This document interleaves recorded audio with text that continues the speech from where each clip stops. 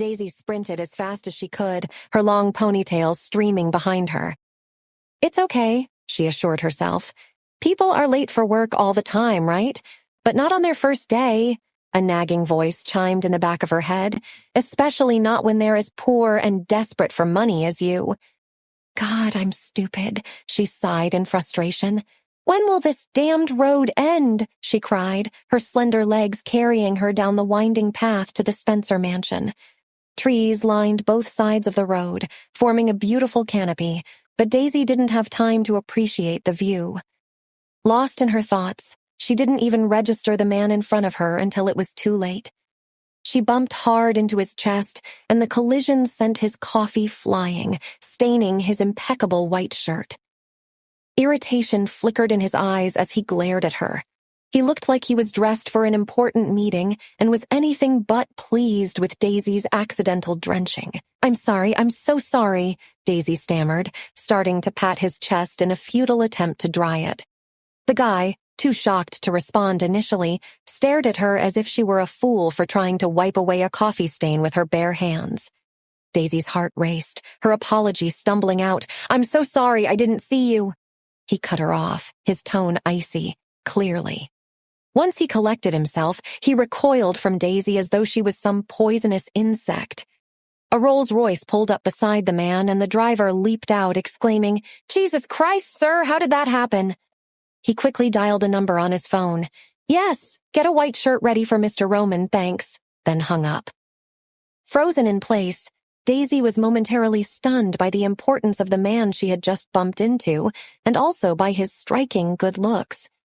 Realizing she was running late, she mumbled another apology and hurried away. "Who's that girl? Is she new?" Roman Spencer asked Matt, his driver, without any discernible emotion as he slid into the car. "I don't know, sir," Matt replied, silently wishing her luck. Daisy found herself in the mansion's front yard, attempting to clean a few coffee splatters from her otherwise pristine dress. She admired the luxurious architecture surrounding her, grateful that no one was in sight. It seemed she had made it on time, even if it meant offending someone important, not knowing yet who he was. Minutes later, Mr. Andrew, who had interviewed her for the job, arrived. Accompanying him was a woman wearing an apron, presumably another member of the household staff. Mr. Andrew gave Daisy a once-over. She was not tall, quite thin, and appeared to be no older than a junior high school student. Her thin, smooth blonde hair framed a face that seemed slightly malnourished, but she was pretty and well-groomed. She looked like a hard-working girl. "How old are you?" Andrew inquired. 19. Sir, Daisy, who was a very nervous person, said in a timid voice. Mr. Andrew smiled gently and said, "I'm the manager here. You can call me Andrew. Don't be nervous. The owner, Mr. George, and his wife, Lady Victoria, are very kind to everyone. You will learn the ways of this house soon enough. There are not many rules in the house except not offending Mr. Roman, their son. Be careful of him. He likes keeping to himself." He paused. "It's just that he has some rules. You have to remember that he likes to be quiet. You usually stay away from his room. If he doesn't call for someone, try not to appear in his sight. Also, don't enter his room for no reason and don't mess with his things. The rest is fine. The tempers of the servants here are also good, and you will get along well with them in the future." "Yes, Andrew, I see," Daisy whispered in a tiny voice. "Why would I ever need to annoy Mr. Roman?" she thought. "You've been hired as the florist, so you will take care of the floral decor of the house. Every family member likes flowers, especially Roman. Just make sure you are aware of the allergies they have and the scents they don't like. You will also be taking care of the front yard and instructing the gardeners. Get the yard cleaned. This sycamore tree here starts losing its leaves as soon as autumn comes and continues through the winter. It falls everywhere. The madam doesn't like fallen leaves. Make sure you get it cleaned. You can have some snacks first," Andrew finished. Then he gestured to a guy standing nearby and said, "He's Tom. He will help you clean the yard." Daisy replied in a low voice, "I can sweep the yard myself." "Are you sure?" Andrew asked. "Yes, sir. I would have a lot of time on my hands after I get done with the house flowers. I don't like sitting idle. I will clean the yard myself." Very well then. Nancy, take Daisy to the room and find a uniform for her to wear, Andrew instructed Nancy. Okay, Andrew, the helper named Nancy has been in the Spencer family for a long time. She smiled at Daisy and bent down to pick up her luggage. Daisy rushed to grab it. I will do it myself. It's okay, I'll take it. Seeing that she was thin and rather tiny, Nancy felt a little pity for her. Daisy was very persistent and insisted on snatching her luggage back from her hand. Nancy joked, Daisy, you watch so closely. Is there some treasure in the bag? Daisy's face turned red immediately, and her voice was as low as a mosquito humming. No! What possible treasure could someone as poor as Daisy have? Daisy followed Nancy and looked around the house in awe. It was everything she could never even dream of. The tall carved hall, the Italian crystal chandelier, the luxurious European-style furniture and clean marble floors. She walked on tiptoes, for fear of leaving marks on the smooth floor. Everything there was so English, as though she had been teleported to some mansion in Victorian England. She knew the Spencers were English, having settled in Salt Lake for business generations ago, but there were plenty of British people in Utah. No one goes around addressing each other as lady and landlord. She found that a bit funny. Is the lady going to be dressed in a long dress and a hood, or what they call it? A bonnet, she thought, a bit amused. Although she was a bit disappointed when she met the residents, who were dressed very modern, except for their overly respectful way of conversation. However, Daisy was a bit relieved about the way they talked, because her nervous self also liked talking slowly and with a lot of respect. Nancy took Daisy to the helper's quarter, pointed to an empty bed, and said, You will sleep here from now on. It was a single bed covered with light-colored sheets and had a blanket. Although it was not brand new, it was already very good for Daisy. At least it was much better than the one back home. She was about to stuff her luggage under the bed when Nancy pointed to a closet nearby. That's your closet. You can put everything in it. Daisy was a bit overwhelmed. They gave her such a good bed and even a closet. She walked over with some hesitation and opened the cabinet door. It was empty and there was a pleasant woody aroma. Nancy said, I'll get you a uniform to change into. Put your clothes in. Daisy smiled at her. Thank you, Nancy. When Nancy brought her uniform, Daisy had already put her clothes in the closet. Not that she had many, to begin with. Nancy gave her the uniform and explained the timings of the house. She also explained to her the family dynamics. Mr. Spencer, or George Spencer, is not in good health and was almost always on medicines. Lady Spencer, or Lady Victoria, is lively and cheerful. She looks after the broadcast media owned by the Spencers. Mr. Roman is also good, but he is too busy with work, doesn't like to talk or laugh, and has a weird temper, so she should be careful not to hang around him. Andrew, the house manager, is the most impartial. If you are wronged, tell him. In short, as long as you did your job and kept your distance, no one will bother you. Daisy listened carefully to what she said, internalizing every word. Daisy's aunt had gotten her this job. Her aunt had said that one must be very careful when working in such a family. Watch carefully and learn quickly. Do more and talk less. Daisy was so grateful to her for getting her the job. She would never let her down. When she came out in her new uniform, Nancy couldn't stop laughing. She remarked, I took the smallest size. It's still too big for you. It's okay. Wear it for now. The next time you change your uniform, ask the tailor to measure you again. Daisy lowered her head and tugged at the clothes on her body uneasily. The clothes were a bit too big, but she had never worn new clothes in her entire life, so she was a bit uncomfortable. At one point, she became so anxious, she clutched her apron tightly on the sides, leaving wrinkles on them. She frantically tried to smoothen the wrinkles when she saw them, rubbing her palm over the cloth over and over. It was funny how she looked like a kid who had made some mistake and now was afraid of getting caught. Seeing her terrified look, Nancy couldn't help laughing. She grabbed her hand and said, It's okay. They will be fine once they are ironed. Daisy lowered her head. Still uneasy, she tried to straighten the wrinkles a few more times, but in vain. Nancy took her out and walked her through the whole house: living room, dining room, kitchen, side hall, master's room, study room, indoor swimming pool, etc. Nancy also showed her the garden. With all sorts of colorful flowers and stone sculptures carved everywhere, it was breathtaking. But Nancy didn't let her stay longer. She dragged her away and showed her around. At the end of the tour, they reached the front gate from where Daisy had come running. Her eyes fell on the spot she had bumped into the man, and she felt guilty for not apologizing to the person properly. But what could she do? She could have lost her only chance at a job. Daisy accompanied Nancy back to the house. In the front yard was a huge fountain, and right in the middle of the fountain was the Greek sculpture of a lady. She stood half naked in a very inviting manner. Daisy instinctively lowered her head in embarrassment. These rich people, do they have to erect half-naked sculptures right in front of the house? Nevertheless, the Spencer estate was huge and strikingly beautiful. Tall and green trees were planted around, and every corner seemed to be well maintained. Nancy said, "Andrew told you that your job is to clean the yard, right?" "Yes, he said that," she replied. Nancy looked at the sycamore tree and cursed. "The yard won't be so messy but for that tree. It keeps losing its leaves. Lady Victoria has suggested so many times to cut it, but Mr. Roman never agrees. Don't know what weird attachment he has to it." Daisy nodded, her head still lowered. Nancy laughed. "Look up.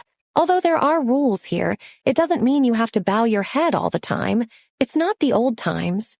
Daisy blushed. She almost grew up by herself, rarely had contact with people, and was not very good at getting along with them. When she came here, she would do what her aunt taught her. Anyway, if you listen to what the aunt said, you can't go wrong. She liked her aunt. She was the one who had taught her all the manners and etiquette of a proper young lady. Just then, a black car sped through the gate. Nancy squinted to get a better look, let out a loud gasp, and hurried into the house. Daisy stood blankly, curious about who was arriving. The car halted in front of her, and a young man emerged. He looked attractive, but something about his eyes made her uncomfortable. Without a word, he assessed her from head to toe and walked into the house coldly.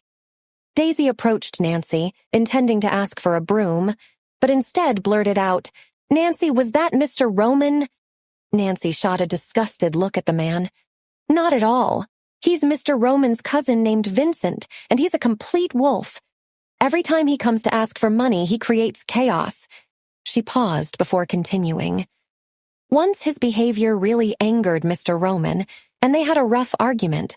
Vincent didn't show his face for a while after that, but of course he has no shame.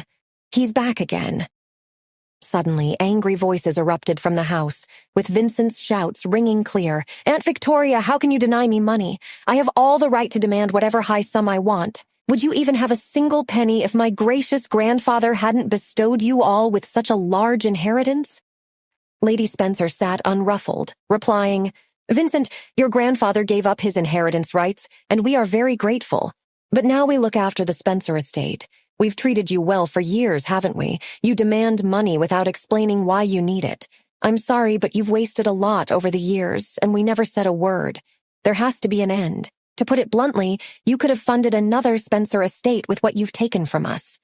Vincent spat back. "I'm only asking for more because the Spencer family's worth has tripled in the last 6 months.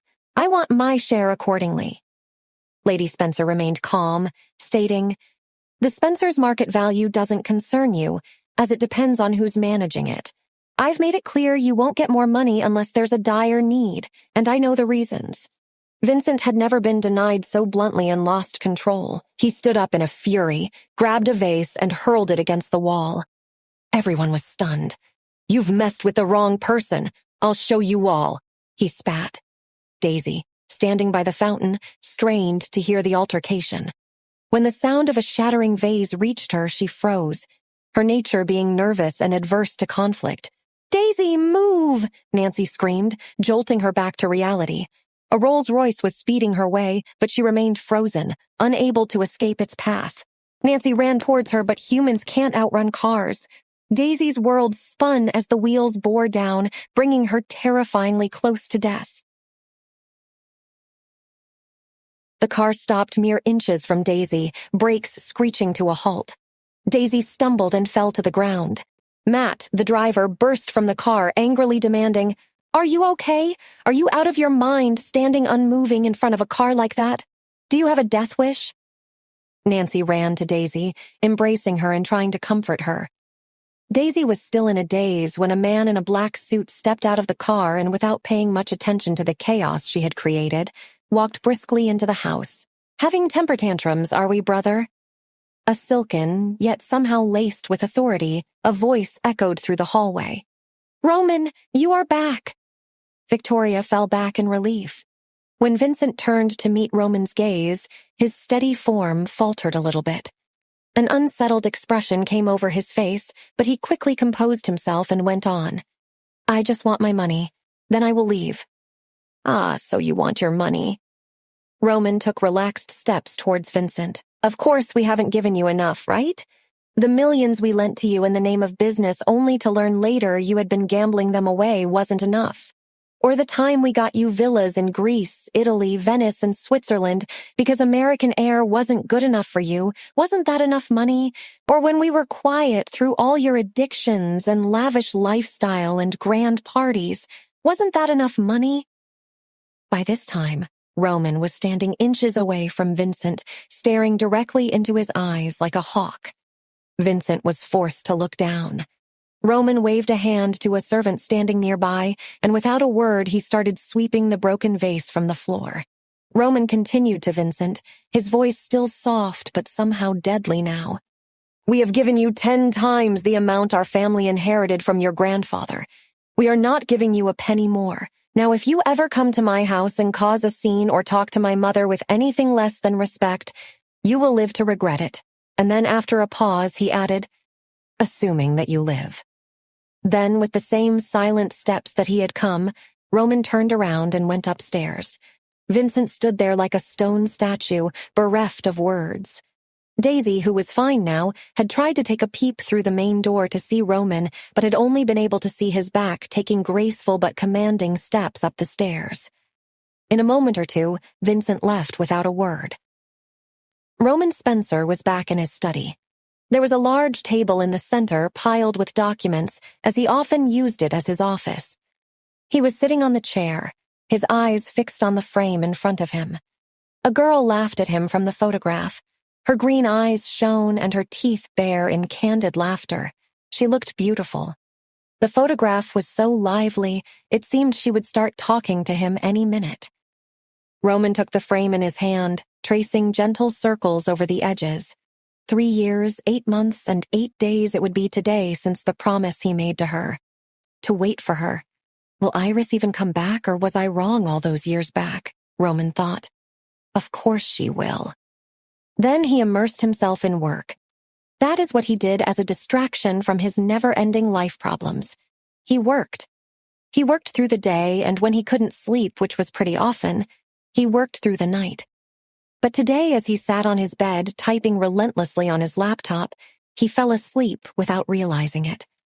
He woke up to the morning sun shining brightly on his eyes.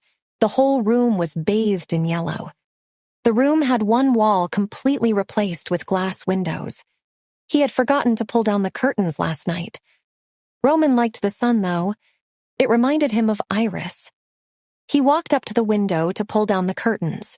His eyes fell on a thin form sweeping the yard. She was petite, and the clothes didn't fit her properly, but there was a sincerity with which she swept the leaves, as though at that moment nothing in this world mattered more than those yellowing autumn leaves.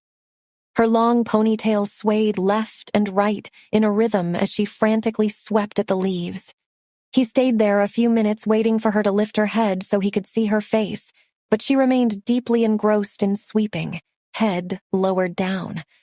A few moments later, Roman went into the shower.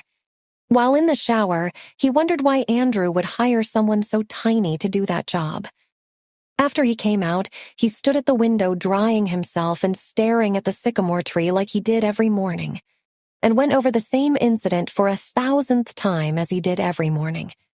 He and Iris had stood near the tiny sycamore sapling when Iris had been 5, and he had been a few years older. She tugged at his hand, asking, "When will this tiny thing grow into a big tree, Roman?" And Roman had answered, squeezing her hand back, "It will grow big at the same time little Iris grows up." Her eyes lit up as she said, "I will eat a lot more so I can grow up very fast." He laughed and said, "Sure." His mother had suggested on several occasions that they cut down the tree. It took up a lot of space and littered the yard, but Roman had never allowed it. How could he? He stood there looking at it. Meanwhile, on the ground, the leaves fell unhurriedly, and Daisy went on sweeping. She looked up at the tree, and inadvertently her gaze fell to the figure drying himself up near the window. "It must be the Roman Spencer," she thought. Why did he look familiar, though? Has she seen him before? She squinted her eyes to take a closer look, but at the same time he turned away from the window. What Daisy was able to see was his back moving away from the window just like yesterday, only this time he was unclothed. Downstairs, Lady Spencer was sitting at the dining table eating breakfast alone. When she heard footsteps coming down, she looked up at her son. "You look fresh." Roman smiled and asked, "Where are Dad and Rachel?" "Rachel went out early this morning and your father is in the garden." Lady Spencer looked at her son flatteringly and smiled. "Do you remember what you promised to do today?" she asked. Roman very well remembered what he had promised, but the bright sun cheered him up, so he felt like joking a bit. "Yes, of course, I am supposed to renew my club membership." "No, not that. Something more important," Lady Spencer pressed on. "Oh yeah, I have to see my hairdresser." "Thank you, Mother, for the reminder," he said. "No, Rome," Lady Spencer went on. How do I put it? It's a bit more romantic." She blushed as she finished the sentence. "Oh, I see, Mother." Roman gave her a teasing smile. "Shut up," Lady Spencer said. "So, you will meet her, right?" Then she went on. "Son, I've found you a good match this time. Not only is she beautiful, but she is also gentle and calm. Her family background and education are comparable to yours. She is the best match for you. But don't mess it up again." Lady Spencer earnestly persuaded her son. "You know how inheritance works, right? Even though you are still young, you have to find yourself a wife." Even though others perceived Roman as unfriendly and reserved, he remained gentle with his family, and he tried to evade the topic of his marriage without arguments, at least most of the time. "I will meet the girl, Mother," Roman said, standing up, "but first I have to go to work." And he walked out of the door. Lady Spencer wanted to add a few instructions, but Roman had walked out. His mood had been spoiled, and he had to get back to work as soon as possible. As Roman walked out into the front yard, he saw a girl kicking angrily at the sycamore tree. What had happened was, Daisy was already tired of sweeping the relentlessly falling leaves from the tree. When she had gone to clean under it, she had gotten herself hit by the tree trunk and in frustration had started kicking at the tree. The annoyance Roman was already feeling didn't help with him seeing a girl kick mercilessly at his beloved tree. He walked towards her with crisp steps, and right as he reached behind her, Daisy turned, tripping on his shoes, stumbling backwards. Reflexively, Roman put a hand around her waist to steady her. She stayed like that for a moment, dumbstruck, feeling his palm against her waist before she could finally find the courage to try to free herself. As she tried to free herself, Roman's tight grip held her in place, inquiring, "Oh, so it's you Andrew has hired, going around spilling coffee on others." Daisy quickly freed herself and stood upright. The black-fitting suit and that commanding face, no one needed to tell her, she was face to face with Roman Spencer, the one person she has been warned against multiple times. Wow, so she had managed to spill coffee at the one person she wasn't supposed to offend. She stammered. It didn't matter to Roman who and why Andrew had hired her. But when he warned Daisy, it came out more dangerous than he had meant to sound. It sent a shiver down her spine, almost fainting her. Roman said, "Either stay away from the tree or treat it with kindness," and walked off. The low growl in which he had spoken unsettled Daisy so much, she had to take the support of the tree trunk to keep herself from fainting. Matt opened the door for him and he got into the car. He arrived at the company, completed work, and squeezed out an hour to go on the date. Roman, who was usually a very punctual person and never liked being late, was a little bit unhappy with himself seeing the girl sitting there already when he arrived. He had dealt with his bad mood from early morning, and he was back to being calm and composed. As Roman pulled back his chair to sit across from her, his heart skipped a beat. She had striking similarities with Iris. The same brown hair and exact face cut. Roman noticed the contrast between Iris and her when she greeted him in that soft tone. "Hi, I'm Caroline." She was more relaxed compared to Iris, who was constantly on her toes, always talking and laughing. She wore a wine-colored coat with a white top under it. Her hands were neatly manicured without any nail paint. She had either less or no makeup on and still looked pretty. Caroline was an accountant and had recently become the head financial advisor at a big firm, a great achievement for someone so young. They started talking about finances and soon covered a myriad of different topics. Caroline was patient and unassuming and let Roman take the time he wanted to finish his explanations. Roman was positively surprised at how at ease he felt around her. For someone who felt constantly misunderstood and kept to himself, he opened up quite a bit. They also shared a few hearty laughs in the middle. "I like your tie," Caroline complimented at one point, a bit shyly. Before he could stop himself, Roman said, "I like your hair," which made her entire face blush pink. After that, they went on about other things. As they got up to leave, Roman realized if he had not been waiting for Iris, maybe marrying Caroline would not be a bad idea. She is sensible, smart, and capable. She has made a name for herself and was understanding towards him. Just then, Iris's laughter popped up in front of his eyes, and he stopped his thoughts. How could he even consider marrying anyone when sweet Iris was still there? He would wait for her, wouldn't he? He thought. He was debating these thoughts as he dropped Caroline to her car and opened the door for her. As she sat in, she looked at Roman with that shy smile spread over her face. And whether it was her smile or it was the loneliness Roman had felt all these years, but he said, "Miss Caroline, may I invite you to dinner this weekend?" "Sure," she smiled and then said, "Call me Caroline." Roman stood there as the car sped off. Caroline got into the car and went away, leaving Roman standing where he was. Roman came back to his senses when Matt called at him, "Sir, the car is here." Roman remembered the agreement he had with Iris. If she didn't come back in 5 years, he would forget about her and marry one of the other girls.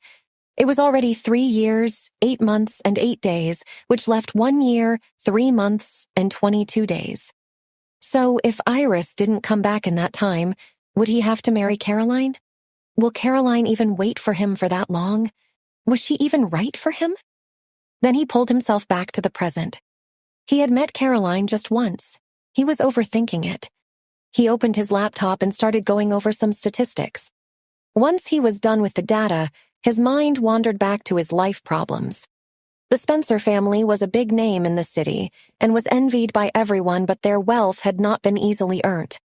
It was Vincent's grandfather who had passed the inheritance to his father. Vincent's grandfather was unable to take care of the wealth in the later stages of his life and couldn't pass it to his son, Roman's uncle, since he was everything but business-minded. He wanted to become an actor, so he went and joined some theater. As a result, Roman's father received the inheritance. Mr. Spencer had become very ill for the past few years, and Roman had to take over the company. He was 20 then. He had always been very bright, learning things very quickly and jumping classes because he finished the course way before others. He had completed college when he was 20, but getting into the family business wasn't what he had planned. He had started a tech startup with his friends fresh out of college. But then his father had fallen ill, and there was no way but for Roman to start handling the family business. Now the problem was the inheritance pattern, which was a bit complicated. The wealth can only be inherited by Roman if he was married, and if Roman remained unmarried and Vincent turned 25, the wealth would pass to him. Vincent was 23 right now. He would turn 25 in 2 years. There was no way Roman was letting his family wealth transfer to the hands of that spoiled brat, so he had 2 more years to marry. He felt his head would burst every time he thought of this, and on top of it was the constant family pressure of getting married. When he was 20 and had taken over the family business, he had made a 5-year agreement with Iris to wait for her. He had waited for a very long time now, and if Iris didn't come back, he would be forced to marry someone to save his family. Maybe his father was right when he said, "You can't just live for one person. You have to live for many people." A few years ago, he could blindly fight his family for Iris, but he didn't know anymore. Should he wait for her and let his family's hard-earned wealth be snatched, or does he marry against his heart? Roman sighed. The happiness he once dreamed of was just a distant dream for him. As he was thinking, his phone rang. It was his mother.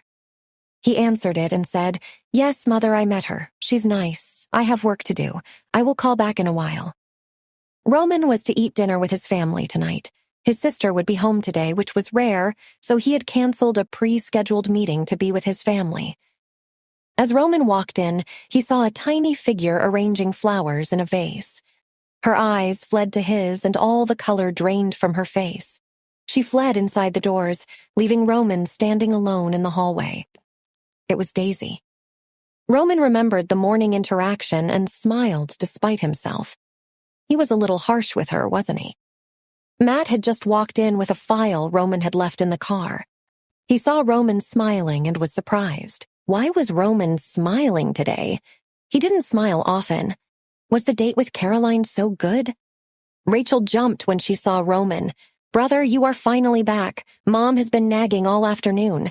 It's time to talk about you. How could you not stay home once you come back?" Roman walked up to her. "Hello, we are talking about you right now, okay?" Rachel took her elder brother's arm and walked into the room. "I don't know if you and Miss Caroline will succeed or not. In Mom's eyes, there is no better match than this one." As soon as Victoria saw Roman, she got up eagerly. "How was it? Tell me all about it. Did you like her? Do you think this will work? Didn't I tell you on the phone?" Roman sat down, accepting the tea that had been brought for him. "It was good. I didn't hate it." She inquired further, "So, you think she liked you?" Roman answered, "Oh, Mother, with our status, don't you know how many girls want to get married in this family?" "How does it matter if they like me?" Victoria glanced at her daughter. "Do you think people are so superficial? Is it for our family background?" Rachel said with a smile. "No, Mother, just look at my brother. Who wouldn't fall head over heels in love with him right at a single glance?" "Exactly," clapped Victoria. "So it's decided. Ask her for a movie or dinner this weekend." "Okay, Mom, I will," Roman answered. "Sure you will." Victoria rolled her eyes. "You always reassure us that you will do it well, and in the end it never works out. Still waiting for that one girl from your childhood. I don't even understand what was so good about her." Roman was about to argue when his father, who had just come in, interrupted. "Victoria, we will talk about this later. Let's all go for dinner now." Victoria knew she shouldn't mention Iris to Roman, and she didn't most of the time. She didn't want to expose her son's old scars, but when she saw his obsession with her all these years later, sometimes she couldn't stop herself. But now she was regretting putting him in a bad mood. Sitting at the dinner table, Roman didn't mention the date anymore. He and his father talked about the business. George Spencer wanted to take care of his brothers and nephews as well. Only Roman knew how many internal disputes they caused in the company. Still, he tried doing what his father wanted as much as he could. Roman noticed as Daisy brought food to the table. He also noticed when she dropped a bowl of pudding on her way back and started cleaning the floor embarrassingly. After dinner, Roman felt the house air too suffocating, so he went out for a walk. As he was walking out, he saw Daisy pulling down the curtains. Again, she saw him and started running. "Hey, wait!" he called from behind, but by then she had already disappeared. Roman stepped out. It was early autumn and the air was a bit cool. He walked under the sycamore tree. He lit a cigarette and felt the coolness that surrounded the tree. "Roman, I have to tell you something," Iris had said to him almost 5 years ago, right under this tree. She had been 17 at the time and he had been almost 19. "I don't know who to tell this, and you listen to me and you understand things better, and maybe you will advise me, and I don't know why I am telling you this, but I am in love with someone," she had announced breathlessly. Even as an adult, Roman had not known how to hide his feelings. It seemed all air had been squeezed out of his lungs, and with his mouth dry, he had somehow managed to say, "Oh, you love someone." "Yes, I do." She laughed like a kid. "Who is he?" Roman asked. "If I tell you, you promise not to tell anyone, right?" She made a face. "I promise, Iris, I won't tell anyone." She had brought her lips close to his ears and whispered, "Adam." "Adam Miller?" Roman confirmed. "Yes, the same," she blushed. Everyone knew who Adam Miller was. He is the heir of the Miller Group. He was handsome and charming, but what made him so famous is that he touched the financial market for the first time at the age of 15 and was an independent trader. He made more than 800 grand in no time and was hailed as a financial prodigy. He was promoted by the media as a trading wizard. This was talked about for a long time at that time. Roman knew that the Andersons were the second largest shareholders in the Miller Group and that Iris and Adam were friends, but she was in love with him? What? He stood there in a daze, not saying anything, and Iris prodded, "Roman, won't you say anything? Don't you approve?" What was he supposed to say, that he didn't approve because he was in love with her? Was he supposed to say, "No, Iris, you can't like him because I like you"? Roman didn't remember not liking Iris ever. Their family had been friends, and he had spent every minute of his childhood with Iris running behind him like a comet's tail. They continued their friendship even after Rachel was born, and Iris and Rachel grew closer as they grew up. Even though she was friends with Rachel, Roman was always the one who got her secrets first. She would share everything with him, and he would listen patiently, and just like that, he had fallen in love with her. That day, Roman asked, "Why do you share everything with me first? Aren't you supposed to tell Rachel all your secrets? She's your friend." And with a smile, she replied, "I share things with you because I like you more. Rachel is a friend, but I trust you more. You are like an older brother to me, an older brother." Roman will never forget those words in this life. Roman kept looking at the sycamore tree, and from nowhere the scene from morning popped up in his head where he had warned Daisy. He again felt bad for being harsh to her, and for some reason, he smiled, thinking how she kept knocking bowls at the dinner table. Rachel crept silently from behind him and asked, "And what thoughts are currently occupying my brother?" When Roman didn't answer, she said, "Do you miss Iris?" Roman shook his head but asked, "What's the name of that new girl?" "Daisy," she said. "But why do you ask?" "It's nothing. She seems to be very afraid of me. She hides when she sees me," he said. Rachel laughed, punching Roman lightly. "I am sorry to break this to you, but every servant is afraid of you. No one likes a master who always works and shoots unfriendly glances."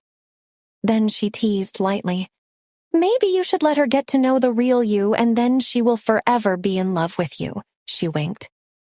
"Very funny." Roman made a face. Roman was nice to servants. He was nice to most people unless they threatened his loved ones. He was mostly taciturn and didn't know what to say to strangers or people he didn't know that well.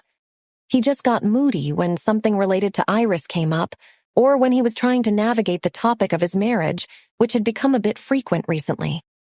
When he was angry and trying to calm himself down, he spoke in a low growl which frightened the others so much that they thought it was better to leave him alone. "Let's go in," Roman said to Rachel. "We should, but if you go in with that lovesick face, you for sure will get taunted by Mother again," she joked. "Nonsense." Roman glared at her, put his arms around his sister, and they entered the house together. Victoria saw them walk in and felt pride at how gracefully they have matured into a young man and a young lady. "Come and eat cantaloupe. It's chilled. It's very refreshing," she offered them. They sat together and had a family chat for a while, after which Victoria and George retired to bed. When they were alone, Rachel asked, "Do you still think about that night, Roman?" And he answered without a thought, "Every single day." How could Roman forget it? It was the night of the Lantern Festival. It was a little community festival they celebrated after Halloween. They used to light the entire locality with lanterns. That year, their whole family was celebrating the festival at Iris's house. After dinner, he, Eric, Iris, and Rachel were sitting together chatting. A few more friends had joined in, and they decided to play a game of truth and dare. It was Iris's idea, of course. Rachel had dared her to kiss Roman, and Iris had leant in with a wink, placing a light kiss on Roman's lips. Roman didn't know how love felt, but there was a distinct difference in the way his heart beat before and after the kiss. He had been 16 at the time. Roman felt free. He, who was usually the mature and responsible one, had suggested they go on a drive. And they had gone on a drive singing karaoke and laughing like the world was ending. They had gone to the cliff and shouted each other's names. Although Roman wanted to shout his and Iris's name together, he wanted to shout, "I love you," but he didn't. They reached home very late, and Roman got a beating from his father, but throughout he was smiling. He was in love. Waking up from the memories, Roman felt a little lost. He turned his head and saw Rachel smiling. Knowing what she was going to say, he quickly changed the subject. "Did you go to see Amy today? Is she okay?" At the mention of her best friend, Rachel became very excited. Amy had gotten married last year, and now she had a child. Rachel happily told Roman all about their meeting. Then she pouted, saying she wanted a child too. Roman laughed. They waved to each other goodnight and went to their rooms. A week passed by, and Roman used to wake up to the gentle creaking of leaves every morning. He used to stand at the window and look at Daisy, patiently sweeping the leaves from under the tree even when they kept falling. He was used to standing at the window every morning looking at the sycamore tree, but these days, he stood there a bit longer. He didn't realize why until one day when Daisy wasn't there. She might have been late. He realized, watching her work so patiently, as if she didn't care about anything in the world but the leaves, it strangely calmed him down.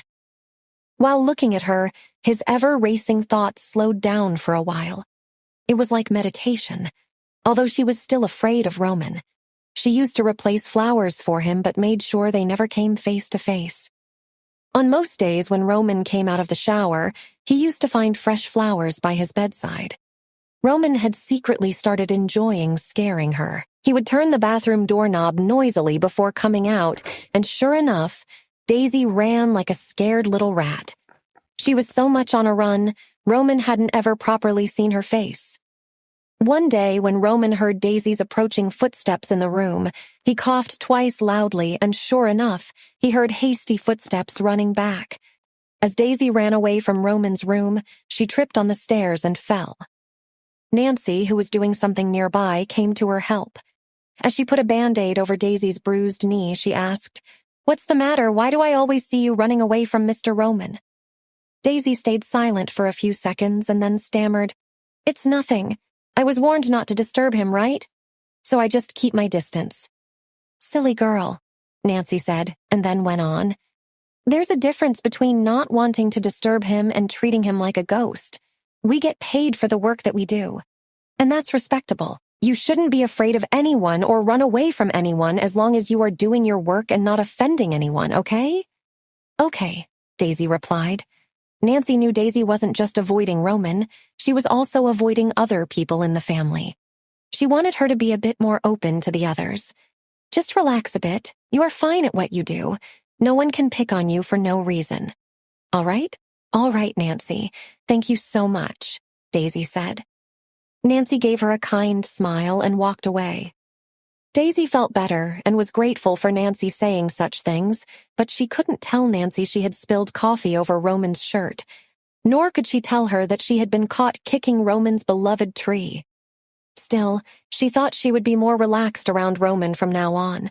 After all, where was the need to be so scared? She only lost her breathing rhythm when he was in sight. That's all. And yeah, she only became 10 times clumsier and kept knocking things around. That could be managed. She took a deep breath and gritted her teeth.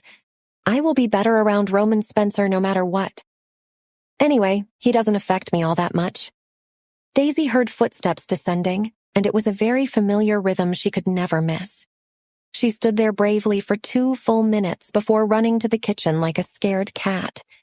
Daisy liked how Nancy tried to make her comfortable, but that was so different from what her aunt had told her. She had said that people were of different classes.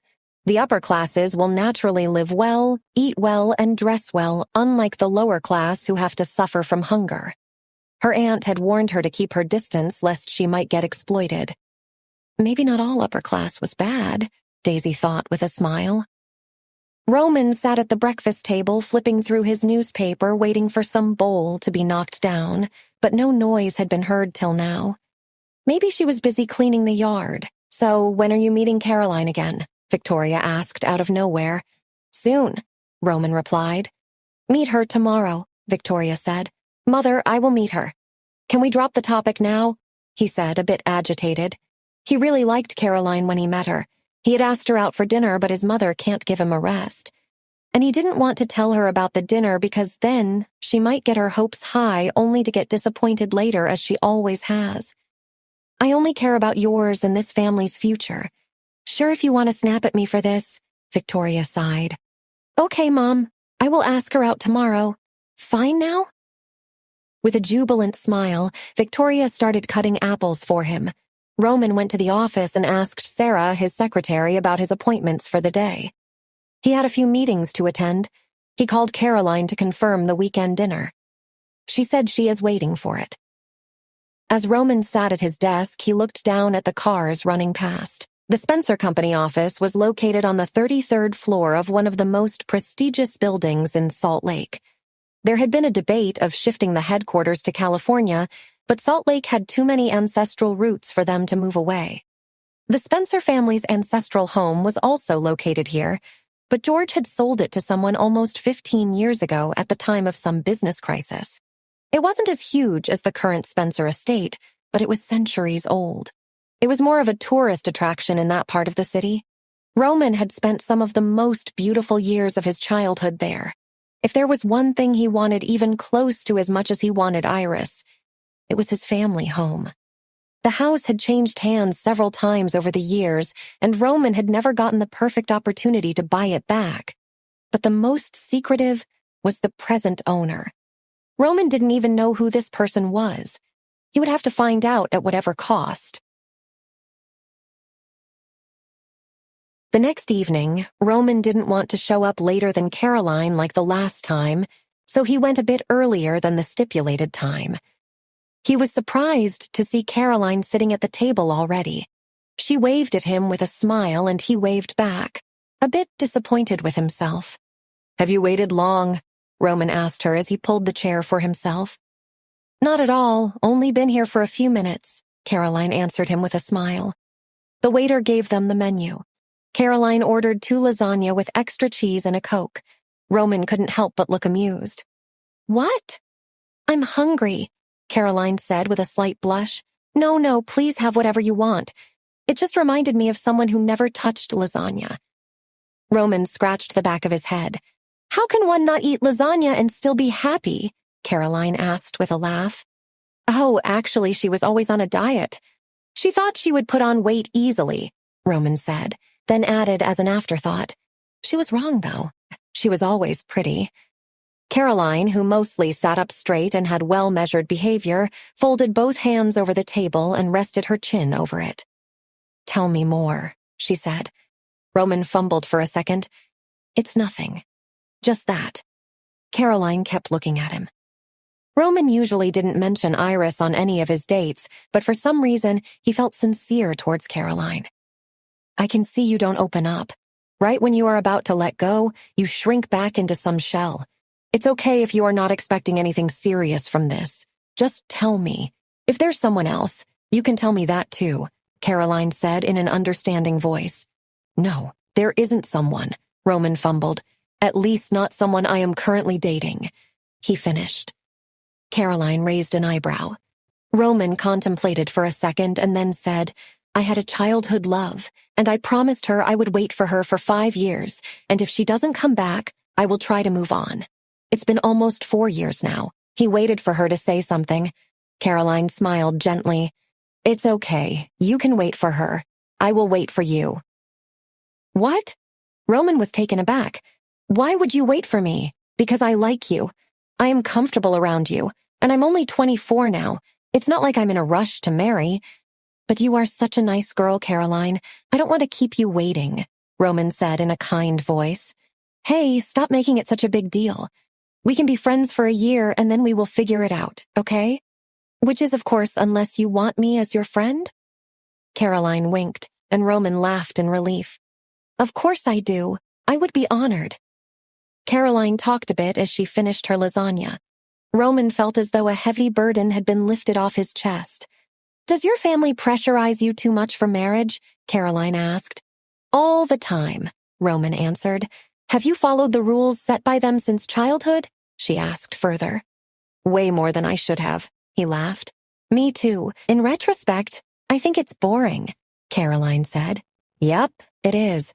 My sister Rachel never followed any rules and they still love her more. I should have done the same. Both of them laughed. They had talked for a long time, and when Roman sat in his car, he reckoned he was pretty drunk. He had been sipping on wine all along and hadn't realized he had a bit much. When he came into the house, it was late.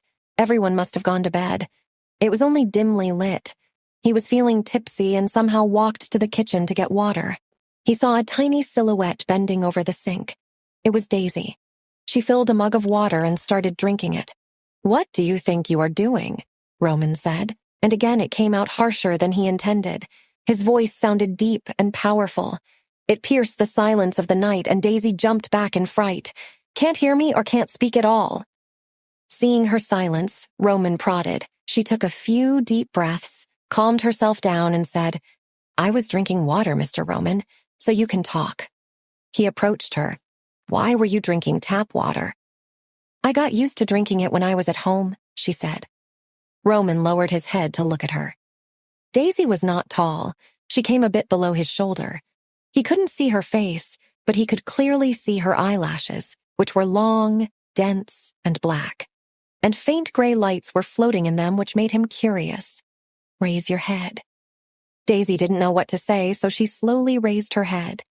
Seeing her slowly raise her head, Roman was stunned. It's not like Daisy had a very captivating face, but those eyes. He had never seen such eyes. Clear as a mountain stream, pure after the rain. And then even as he was drunk and not himself, Roman saw fear in them. He felt angry at himself. How could he do that? He had never meant to scare her, but he had ended up doing the very same. His voice softened. Why are you afraid of me? Without realizing it, he had taken a few steps closer and was inches away from her. Roman's soft voice made Daisy calm down a bit, and she said in a low voice, Andrew said, You like keeping to yourself, so I shouldn't disturb you. And I thought I might have angered you by spilling coffee or hitting the tree. Roman gave a drunk scoff. I wasn't offended. Stop being so nervous around me, makes me think I am hideous. But you are not. You are very good looking. The words had slipped out of her mouth before she could stop them. Oh, so am I. Roman took a step closer with a smirk. What was he doing? He should stop, he thought to himself, except he didn't. I did not mean that, sir, Daisy spoke hurriedly. So I am not. He raised an eyebrow. You are, you very much are.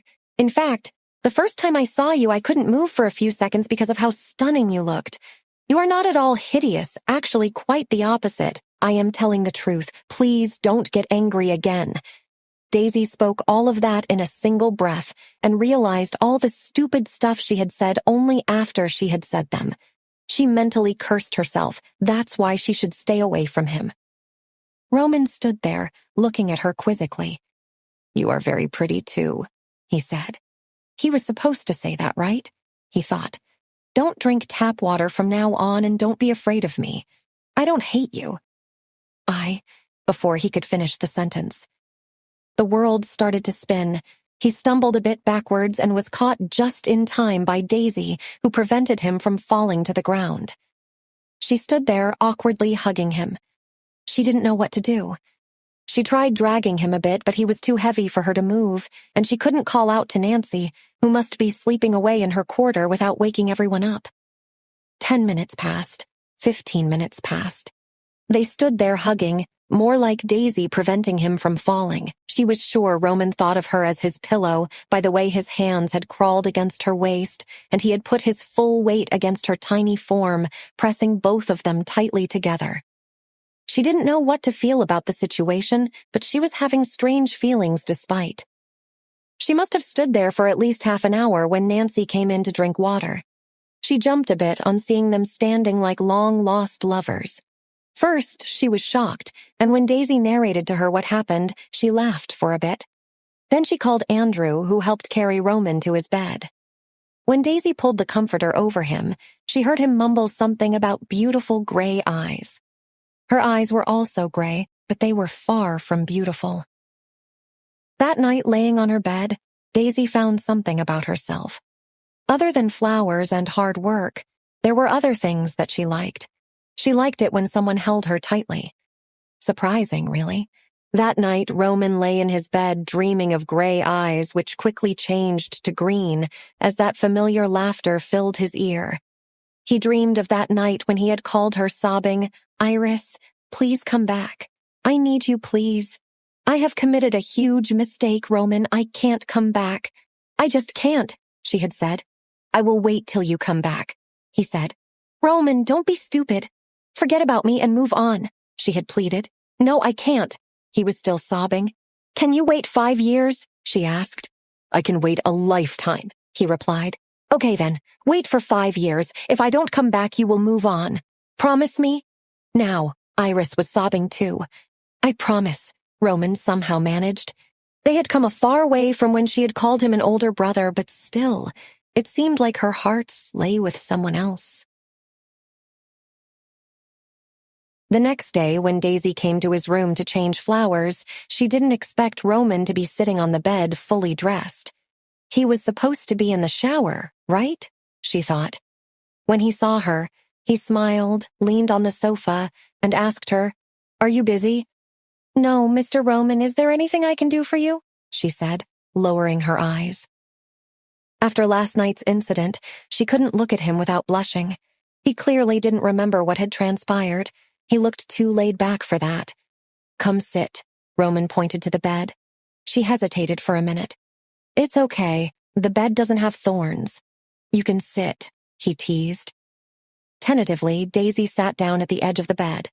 "I just wanted to chat with you for a bit," Roman said. If there was one thing Daisy couldn't do, it was talking to people she didn't know well. Why was Mr. Roman asking her to do the one thing she most wanted to avoid? She thought. "I am not very good at talking, sir," she said. "It's okay. I myself am not very good at talking." "We can help each other," Roman replied. He wanted to talk to her a bit so she would feel more comfortable in the house and stop treating him like a beast. "Okay, we can start simple. Who is there in your family?" "Just me and my dad," she replied. "And where is your hometown?" "It's a small town near Logan, sir. It's a very small village." "You wouldn't have heard of it," Daisy replied. "Did your father come by to drop you?" he asked. Daisy shook her head. "I came by myself. Father is not at home." "Why didn't he come?" Roman inquired.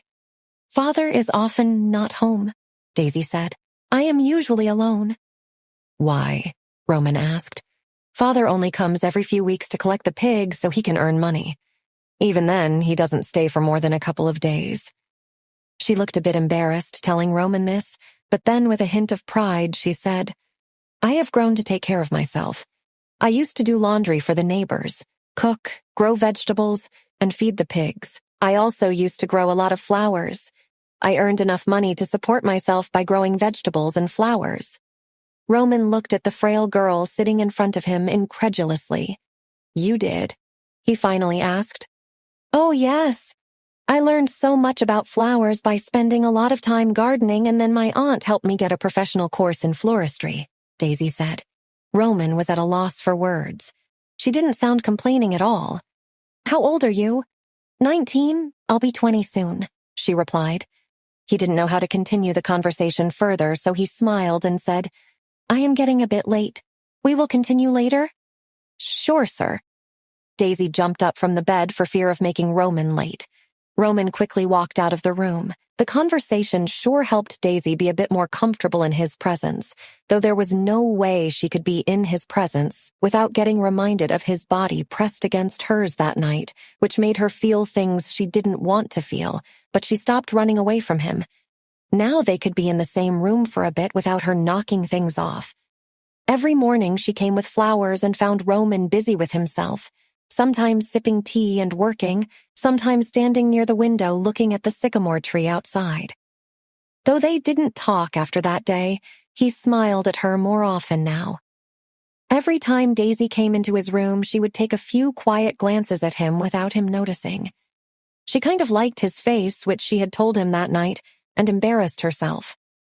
Basically, everything was going well in the Spencer household, except for George's health. He had experienced chest pain a week back, and in no time the whole house was in chaos. Needless to say, Roman had taken care of the situation. George had been rushed to hospital. "It's an acute attack of angina. He will be fine, but we need to be careful about his health," the doctor said. "I will take care of him. We try to keep him away from business stress and family problems, but sometimes he doesn't listen. He feels we leave him out, then we are forced to tell him things." Victoria, who had been inconsolable all this while, explained to the doctor. "I understand, Mrs. Spencer. I know yours is a big empire and that doesn't come without work, but try to let Mr. Spencer rest as much as possible." "I know, doctor. I'll keep that in mind," Victoria replied. George was brought home and Victoria had been gatekeeping him from anything and everything she could. She sat by his bedside or in his study most of the time, never leaving him alone. Gradually, he started getting better. That day, Daisy was working in the garden when she saw the shiny black car enter the iron gates. She ran into the house and announced, "Lady Spencer, Mr. Vincent is here," just as Vincent entered. Everyone in the room was shocked. George was furious. Nancy and Andrew helped him upstairs or he would lose his temper, which was not good for his heart condition. Victoria asked Vincent, "You are here so early today. Do you want to have breakfast with your aunt?" Vincent smiled and said, "Aunt Victoria, I came here to talk to Uncle. You are aware he's not in good health. You can tell me whatever you want," she said. Vincent took quick steps and sat on the sofa, brushing dust off his pants, which seemed clean enough. "It's quite important. I can't discuss that with you." "Then you better keep it to yourself," Victoria said sharply. Vincent was furious on the inside, but he knew he couldn't lose his temper so soon. It would neither get him more money nor get him a chance to talk to George. "Fine," he said calmly. "I will tell you. Uncle George and Roman have always wanted to buy back Spencer's ancestral house, right? But the new owner is very secretive and discreet, so no one knows anything about him. What if I told you? I have information on him." He waited for Victoria to say something. "Tell me what you know," she asked flatly. "Oh, not so easy, Aunt Victoria. It has cost me time and money to gather that information. I can't just give it to you right away." Vincent gave a malicious smile. "What do you want?" Victoria asked. "Nothing much at all. A bit of money and a few signatures," he smiled. Victoria took a few breaths to calm herself down. "You are not going to get a penny. If you have a dire need, talk to Roman about it." Vincent's composure finally slipped a bit and he sounded angry. "I knew it was of no use talking to you. You don't understand the importance of a property. I want to talk to Uncle George," he said and got up. "I have looked after the family property for long enough to know everything about it. You are not going to see George. If you have any information to give it to me or else leave." Victoria stood up facing him. Vincent sneered, "You are impossible," and walked towards the stairs. "How dare you?" I said. "Stop!" Victoria shouted behind him. But Vincent had already begun climbing the stairs with quick steps, going towards George's room. He didn't pay any attention to Victoria shouting behind him. When Victoria didn't see him stop, she stormed to him, taking hold of his arm to stop him, which Vincent jerked off violently. Victoria lost her balance and stumbled back. Daisy, who had been standing at the doorway all this time, ran to help Victoria, holding her just in time and preventing her from falling down the stairs. Victoria was furious now. She called out to Nancy and Andrew and took a few steps up, holding Vincent again, who had already had enough of it. He pushed Victoria behind and she fell on the stairs. Daisy realized Victoria didn't want Vincent to go upstairs, so she ran up to him. "Can't you understand? Mistress doesn't want you to go up." Vincent laughed. "And a malnourished girl like yourself will stop me? Move out of my way." "I will not," Daisy said determinedly. "I said move," and with that, Vincent pushed her out of his way. Daisy somehow resisted it, holding on to the railing. The second time Vincent pushed her out of his way, it was with much force, and she lost all balance. A terrified scream echoed in the hallway as her tiny body toppled and she rolled down the stairs. Victoria gasped. Daisy went down the stairs, hitting her head on the floor and lying unconscious. Vincent casually walked upstairs as though he didn't see the damage he had done. When Nancy and Andrew appeared in sight, they saw Daisy lying unconscious in a pool of blood. Lady Victoria stood near her, hands over her mouth, all color drained off her face. Nancy cried out, "Is she dead?" Victoria finally found a voice. "Shut up and call Roman." Then she turned to Andrew and said, "Call an ambulance, quick." She called to another servant who came rushing with first aid. Nancy went on calling Roman several times, but he didn't answer. Panicked, she called his secretary. Sarah answered the call, and Nancy breathlessly narrated the entire incident to her.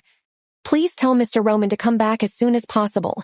Mistress is asking for him, and Vincent is out of control. He is in a very important meeting with a few foreign delegates. I will contact him as soon as possible," Sarah said as she hung up. Then she rushed to the conference room, not sure whether to interrupt the meeting. She thought she would lose her job either way. After much debate and calculation, Sarah decided not to interrupt the meeting. It would anyway get over in 45 minutes, and the damage had already been done. These clients were a bit too important for the company, so she stopped herself and continued pacing outside the conference room, her anxiety rising with every passing minute. When Roman walked out of the meeting, Sarah immediately narrated to him what had happened. When she mentioned Daisy was injured, he stopped in his tracks. "Who was injured?" he asked her. "The florist, sir. Daisy," Sarah repeated. "What happened to her?" Roman asked in a tone Sarah had never heard before. "She fell down the stairs, sir, hit her head on the floor." Before she could add another sentence, Roman had walked away. Vincent had previously created a ruckus occasionally, and it angered Roman immensely, but Sarah noticed a different expression on his face this time. He was infuriated, sure, but Roman Spencer looked nervous today, something Sarah didn't know he ever felt. As Roman walked inside the house, he was greeted by Andrew, and in reply he asked, "How are mother and father?" "They are fine. They are upstairs," Andrew replied. "And where is Daisy?" he inquired further. "She is in the hospital. Nancy is there with her," Andrew replied. Roman rushed upstairs to meet his parents. On the door, he heard his mother say, "We have to take care of Vincent, George. He is becoming more outrageous by the day. If Daisy hadn't stopped him, he would have surely pushed me down. I didn't want him to come near you for fear of your heart condition." Roman stepped in. "Mother is right. We have to take some action against him. He is becoming out of control." "Roman, you are back." The relief in Victoria's voice on seeing him was visible. "Did Vincent cause any more damage?" he asked in a low voice. "No, maybe after Daisy was hit, he realized he had gone a bit too far and left. Poor girl, though. She's so brave. Didn't even think twice before stepping between me and that beast. I have sent Nancy with her. Doctor has said she will be fine in a few days," Victoria said. Then Roman turned to his father. "Are you okay, Dad?" "I am fine, son, but we have to make sure nothing like this ever happens again," George said. "Don't worry about it, Dad. I will take care of it," Roman said, and walked out of the door. Sitting in the car, Roman squeezed the space between his eyebrows and said to Matt, "Take me to the city hospital." When Roman reached Daisy's room in the hospital, he could hear Nancy and Daisy talk. Daisy's voice sounded tiny and quiet, but he could still hear her. Nancy asked her, "Silly girl, do you have a death wish? Don't you know how strong and ruthless Vincent is? Why did you go near him when he was so angry?" Daisy answered in a weak voice, "I just didn't want him to go upstairs to Mr. Spencer's room and looked like he might hit Lady Spencer any moment. And what about you getting hit? Weren't you afraid of that?" "You could have called us," Nancy said. "There was no time. I did it reflexively. Also, my dad used to hit me all the time. How different could it have been?" Daisy said with a sigh. Nancy was dumbfounded for a minute. "Your dad used to hit you?" she finally asked. "Yeah, he used to come home drunk and hit me." And then after a pause, she added, But that doesn't matter. I survived then and I survived this. I am tough, you see. Daisy smiled and Nancy couldn't help but tear up. She gave a small peck on her temple and said, "You take rest, my brave little girl. Call me if you need anything." All this time, Roman stood transfixed with his hand closed over the doorknob. What kind of girl is she? He thought. She has gone through so much and still she's smiling. Then, after a moment's thought, he turned and came back to his car. "Take me to Vincent's house," he instructed Matt. Matt was stunned for a second. Was Roman going to take revenge? He thought.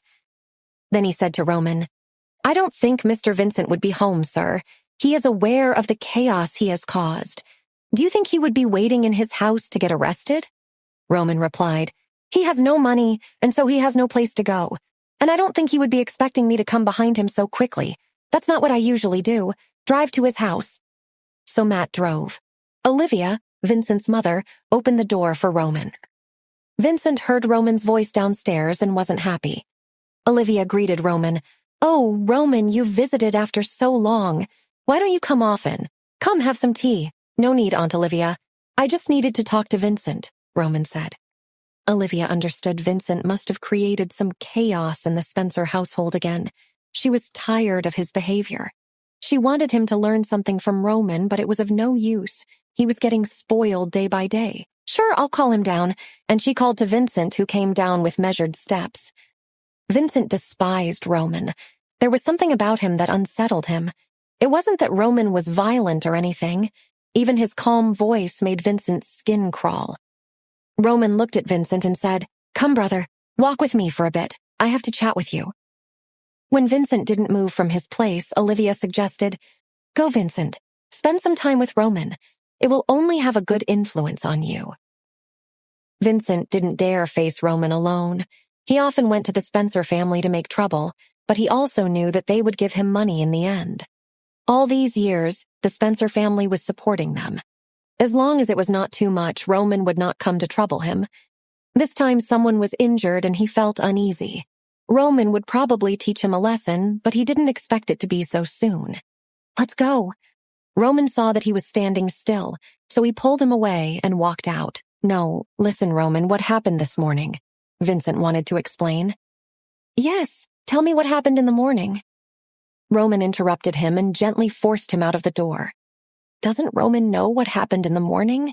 Vincent thought, and glanced at him but still felt that something was wrong. Did I commit a serious offense this time? Vincent thought. When they got downstairs, Roman opened the car door and almost pushed him in. Vincent was scared and struggled to open the door. Roman clenched his arm and said in a low voice, "Lock the door." With a soft click, Matt locked the door. "Where are you taking me?" Vincent looked out of the car in panic. Roman didn't mean to kill him, did he? He thought, scared. Roman didn't speak. His face was very calm and there wasn't any emotion at all. The more Vincent thought about it, the more terrified he became. With a bit of courage, Vincent said, "Why are you so angry this time? I only asked for money, that too in exchange for information." Roman shot him a look. "I have forgiven you too much, Vincent. I would have forgiven you this time too, but not if you hurt family members." Family members? Vincent thought. Wasn't that just a little maid? Is she family now? But he didn't dare say a word. Knowing that he couldn't escape from the car, Vincent became quiet. He didn't have great wisdom like Roman, but even he was quite clever. Roman wouldn't kill Vincent at any cost, and right now survival was his only instinct. When the car stopped, Vincent looked through the window and saw that they had arrived at the gym. It was a chain of gyms owned by the Spencer family. Why did Roman bring him here? Are they going to exercise? Vincent thought. Roman turned to Vincent and said, "Follow me."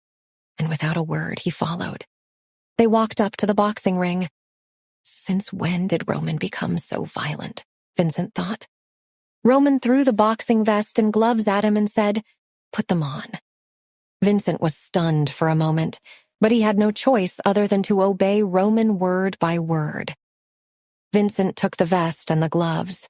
Roman was ready. He had already put on a black vest, revealing wheat-colored flesh with a clear and thick texture. It was the result of years of training. Vincent was also very strong, but when he took off his clothes, there was no comparing Roman's chiseled, well-worked-out body and Vincent's lacking form. Vincent put on the gloves slowly. If it's going to be a fair fight, he shouldn't be afraid. He is about the same height and weight. Even if Roman is slightly better, he won't lose so badly, right? Vincent thought. As soon as he put on the gloves, Roman's fists were already attacking him. Vincent couldn't dodge in time and was sent flying. The punches were so powerful that Vincent fell to the ground and didn't get up for a long time. Looking at Roman's dangerous face, the words of begging for mercy trembled on his lips for a long time, but he didn't say it. "Get up." Roman looked at him coldly. "Where is all the energy from the morning? Don't you want to hit anyone anymore? Come hit me now." "No, brother, I dare not." Vincent wiped the blood from the corner of his mouth and stood up. He was visibly trembling. "You don't dare?" Roman asked venomously as he sent one more punch to Vincent's face. "How dare you push my mother? And how dare you hit her? How dare you?" Roman was sending numerous punches in Vincent's direction without care. He seemed a little mad in anger. Vincent was falling to the floor and somehow getting up, trying to dodge the swift punches aimed in his direction. Matt stood on the side, looking terrified. Although Roman was cold and indifferent, often making people feel uncomfortable, he was usually a humble and calm gentleman. It was the first time he saw such violent behavior. Vincent collapsed on the ground and didn't even have the strength to stand up. Still, Roman seemed unwilling to let him go. He picked him up and punched him again. Vincent almost collapsed. This way, Roman will kill him in no time, Matt thought. After a few minutes, Roman calmed down. He picked Vincent up and said, "I have told you to stay away from my family, have I not? How dare you injure them?" Vincent managed through the pain he was feeling. "I didn't hurt your mother, did I? She is just a maid." Roman looked him right in the eye as though he could kill Vincent right this moment and said, "She is not just another maid, okay? It will do you well to remember that in the future." He roughly pushed him back and walked out of the ring. Roman walked to Matt, motioned to Vincent, and said, "Get him first aid." Matt made a quick call, and moments later a few people rushed into the room with first aid. "Shall we go home, sir?" Looking at Roman's tired face, Matt suggested. "Take me to the hospital," Roman finished. Didn't he visit the hospital already? How many times does he want to see her? Matt thought. Confused, he didn't dare to ask anything. He turned around and drove to the hospital. Daisy's examination results came out and it was a mild concussion. Nancy asked the doctor if it was okay, and the doctor said, "Try to make her rest as much as possible. It is best to take complete bed rest for the first 2 days. Increase nutrition, and she will recover slowly." Roman pushed the door open and came in just in time to hear this, so he asked, "What kind of nutrition do you want to add?" The doctor replied, "A normal diet is fine and there is no need to deliberately supplement it." Roman nodded and asked again, "She is so thin, how can she gain weight?" "I will prepare a chart and hand it over to Miss Nancy," the doctor said. "Very well," Roman said and glanced at Daisy. "So she will be fine as long as she has a good rest. She'll be fine very soon. In case there is a throbbing pain in the head or any more complaints, just rush her to the hospital," the doctor said. After the doctor left, Roman made a little gesture and Nancy left the room. After everyone had left, Roman went to bed and sat down. He pointed at the gauze wrapped on Daisy's head and asked in a low voice, "Does it still hurt?" Daisy shook her head, eyes half closed. "You are very brave," Roman said. Daisy blushed and said softly, "Nancy said that I was underestimated. She's right." Roman raised his hand as if to touch her head, paused in mid-air, and then moved 2 gentle fingers over the bandage. "Do not ever put yourself in harm's way in the future. Do you hear that?" he asked. Daisy nodded. "What do you want to eat?" Roman kept looking at her. Seeing that she was silent, Roman asked again, "What do you want to eat?" "Nancy has gone to get something. I am not that picky." "I can eat anything," she answered. Roman scratched his brows with his little finger. "Okay, aside from the meal, do you want me to get you any fruits or snacks?" but Daisy couldn't think of anything. It's not like she could afford fruits and snacks her entire life to have a taste for them.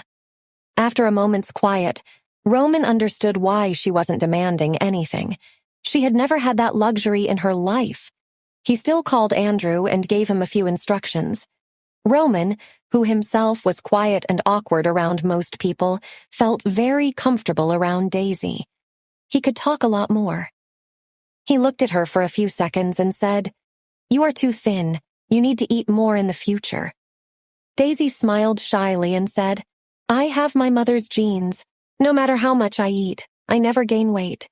"Do you also look like your mother?" he asked. "I don't think so.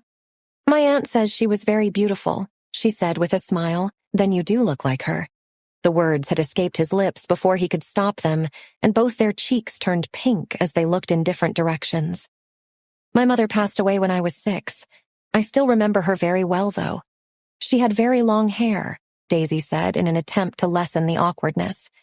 Roman kind of expected her mother to be gone, but hearing her say this and knowing she didn't have a kind father still made his heart ache. "Your mother passed away when you were young. Your father wasn't home then. Who took care of you?" he asked. "When my mother died, I was already able to take care of myself. The aunt next door was very kind to me. She often took care of me and taught me to learn to read. She was the one who got me this job," Daisy said. "She is a good person," Roman said thoughtfully. "That's right. I am going to repay her," she said. "And how will you repay her?" Roman asked. "I will take care of her when she gets old. Her kids don't live with her," Daisy said. Just as he was talking, Matt knocked on the door and came in with 2 big bags. Roman asked him to put the things on the bedside table and turned to Daisy. "Since you didn't tell me what you liked to eat, I told him to get whatever I thought was fine." Daisy hesitated for a moment and looked at the bags. They were full of fruits, grapes, bananas, pears, plums, and whatnot. The fruity aroma was overflowing and she couldn't help inhaling the scent. The other bag had chocolates, cakes, pistachios, and nuts of all sorts. She kept looking at the bags with wide open eyes. "It's all for me?" Daisy asked with her mouth open. "Of course," Roman looked at her with a smile. "Okay, thank you so much," she said, not knowing what else to say. Roman sat there for a few minutes, grabbed an orange, and started peeling it for her. "It's okay, sir. You don't have to," Daisy started, but he raised an eyebrow at her, and she stopped mid-sentence. Daisy looked at his slender fingers removing the peel graciously, and that strange feeling came back. She wanted him to hold her? Did she? She thought, and then mentally snubbed herself. "Here," Roman said, and held out a segment for her. Daisy fought the fatigue in her hand to lift it, but it took a few seconds, and before she could take it, Roman had already brought it to her lips. She slowly opened her mouth and let the fruit slip in. As Roman withdrew his hand gently, his fingers slightly brushed her lips, and Daisy almost fainted again. Matt, who had been standing here all this while waiting for Roman to give some orders, found he was interrupting something very intimate. He quietly turned and walked out of the door. Daisy returned to the Spencer household the next day. She wasn't allowed to do a single work for a few days, and all her meals were served to her by the bedside, which made her very uncomfortable. She wasn't used to sitting around idly. She got bored. One day, when she was pestering Nancy about letting her work, Roman passed her room. He gave her a very disapproving look, which unsettled her. She didn't want him to go back to his terrifying self, so she kept quiet. She preferred it when Roman smiled.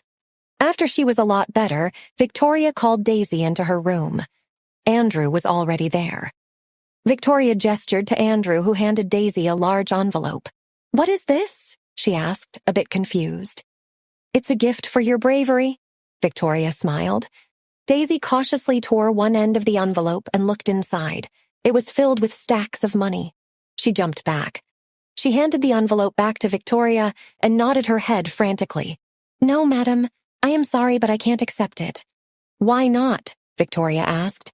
"I have done nothing to deserve it," Daisy said. "Nothing to deserve it?" Victoria asked incredulously. You have literally thrown yourself down the stairs, you silly girl. That's my job working for the family, ma'am. I cannot accept the money. I'm happy with my salary, Daisy said. It is not your job to kill yourself protecting this family, and you will accept the money. I insist.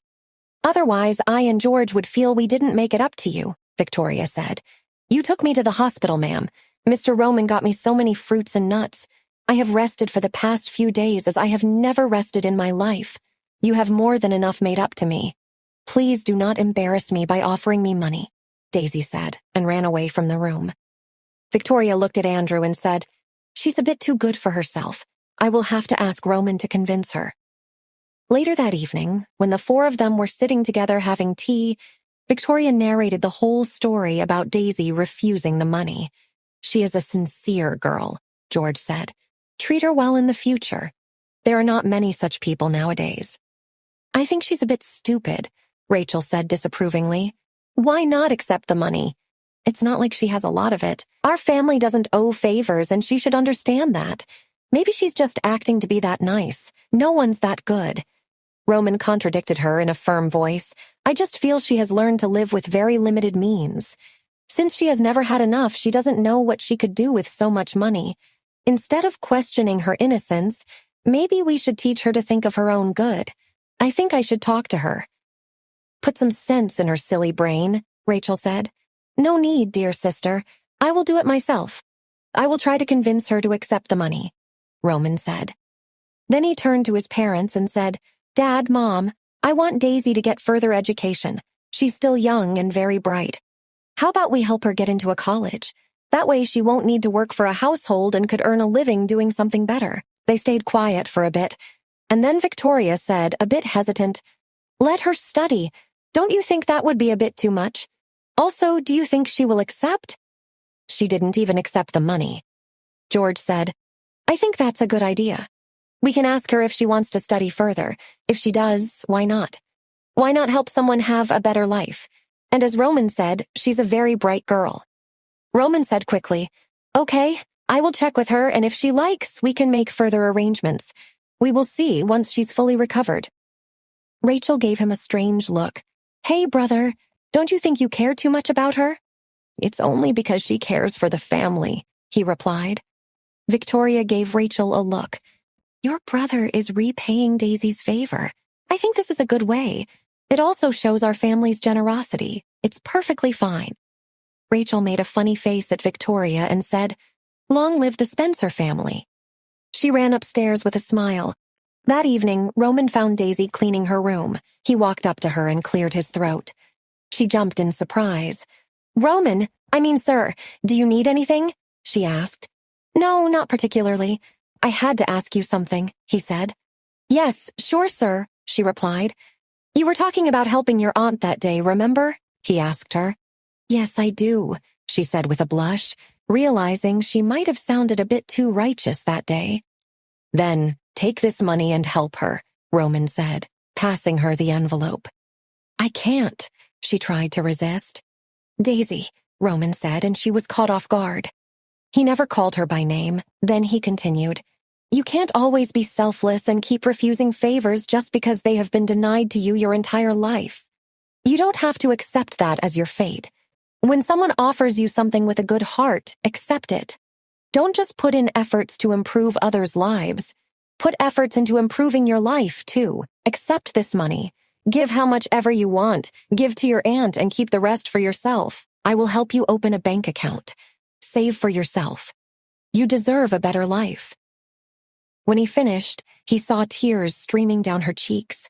He took a step closer. What happened? Did I say something wrong? He asked. No, it's not that, she sobbed.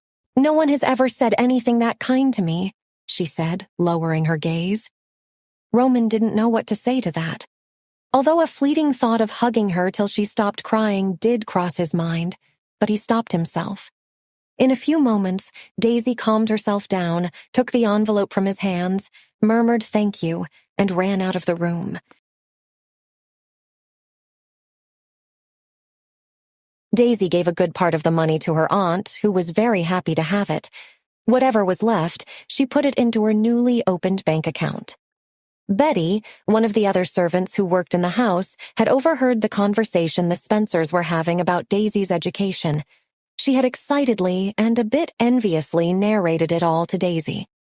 Daisy had always wanted to learn more, so she felt a bit excited, but she wasn't entirely sure how she felt about it.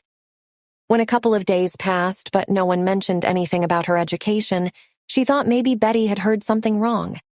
She gradually started slipping in her routine, although she still wasn't allowed to do much work in the household. One day, when she was examining the flowers in the garden, she saw a white car drive through the main gate. It stopped, and a very beautiful-looking woman stepped out. She wore a white shirt and a light blue skirt and looked very elegant. She also walked very graciously. Since Rachel was leaving tomorrow for some of her own business, Roman didn't want to miss the family dinner. He left the office early, but when he walked into the house, he didn't expect to see Caroline sitting on the sofa talking and laughing with Victoria. He was a bit surprised at first, but then understood it must have been Victoria's doing. Seeing him coming in, Caroline stood up gracefully and greeted him. Roman greeted back, "Hello, Caroline." Victoria stood up too. "Oh, Roman's here. Both of you talk. I'll go and check in the kitchen." And she walked away. Roman sat down and said with a polite smile, "I didn't expect my mother to invite you so soon. Don't get me wrong, I am very happy to see you." "I didn't expect that either." Caroline pursed her lips and raised her eyebrows. When Victoria returned, Roman excused himself for a few minutes to get fresh. When he went upstairs, he was pulled into a room by Rachel. "What happened? Why are you pulling my arm like a kid?" he asked. She raised a suspicious eyebrow at him. "The one girl that you agree to date after so many years has such striking similarities to Iris. Don't you think it's too much of a coincidence?" "What do you mean?" Roman asked flatly. "Are you just searching for an Iris substitute brother?" she asked.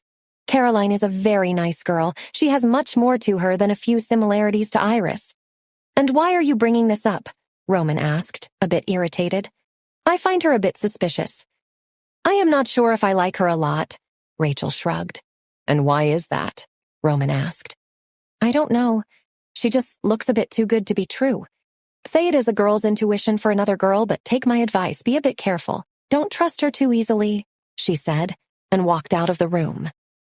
Before Roman could start pondering what Rachel had said, Victoria called him down for dinner. They had a good dinner. Victoria liked Caroline more and more. She was talented, beautiful, temperamental, and knowledgeable. Victoria wished she could settle the marriage on the spot. She hinted at Roman a few times, but seeing that he didn't respond, she had no choice but to let go of the matter for now. Although she did say to Caroline several times, "Please visit more often. This is as much your home as ours. Come whenever you want." When Victoria insisted one more time, Caroline smiled and looked at Roman for approval. Roman didn't meet her gaze and sat there sipping tea. Roman went to drop Caroline to the car. As she sat in the car, he said apologetically, "Please don't mind Mother. She is a bit hasty about my marriage." She just smiled. "It's okay, Roman. I understand, and anyway, we have talked about it, so don't worry. We are just friends." She took a pause and then added with an expression Roman couldn't quite understand. "For now." Then she sat in the car and drove away. Roman stood there, then he took out a cigarette and put it in his mouth but didn't light it. He turned around to face the sycamore tree. He looked at it blankly for a long time and finally lit the cigarette. When he walked towards the house, he stepped on a dried branch which made a cracking noise. There was a gasp from behind the bushes which attracted his attention. He went to look behind the bush. There was Daisy, sitting on a low bent tree branch. There was still space beside her, so he walked and sat next to her. She wasn't very tall, so her feet kept dangling down. Like sitting here? He tilted his head to look at her. Her eyes sparkled, and when she smiled shyly, it sent shivers down his spine. "Actually, I am a bit tired of taking so much rest indoors. Wanted to get some fresh air," she said. She kept looking at the half-naked sculpture in the front yard. Roman raised his eyebrows. "Why do you like watching her?" "She is beautiful," Daisy said softly. "Looking at her makes me feel at peace." Then she smiled embarrassedly. "When I first came here, I didn't like her at all. What Roman did next, he would not be able to explain to himself or to Daisy, but then around her, he often did things that confused him.